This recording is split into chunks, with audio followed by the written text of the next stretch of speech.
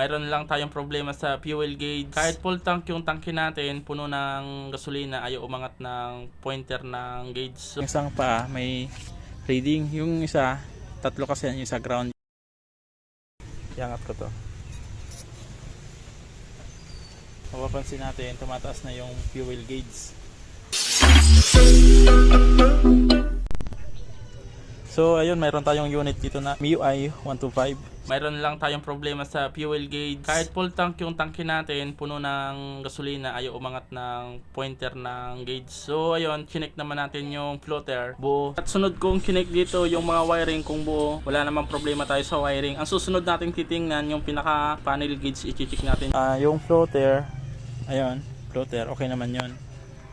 So ngayon, chinek ko dito, tinester ko dito, may yung isang paa ay yung tama, yung isang paa may reading, yung isa tatlo kasi yan, yung isa ground, yung isa high and low, yung low ay yung high gumagana, yung low hindi. So ngayon chinek ko yung winding, may putol dito. So ngayon hininang ko, ayan makikita nyo,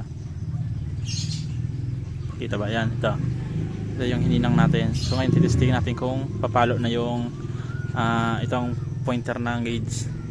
So ayun, lalagyan lang natin to ng shrinkable tube para hindi siya mag-contact sa ibang parte ng winding.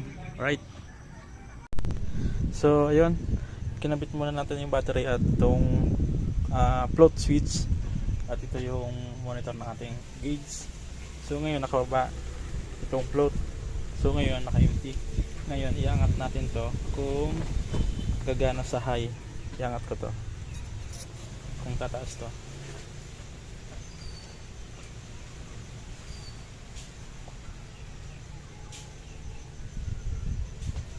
So ayun, mapapansin nyo umaangat siya dahan-dahan. So yun, doon lang sa ginawa natin yung naputol na winding, doon lang yung problema. So ngayon okay na. Yan, mapapansin natin tumataas na yung fuel gauge, yung pointer. So ayun, di ko lang binibitawan. So ayun, punta na sa full. So ngayon bibitawan natin kung babalik sa empty. Yan.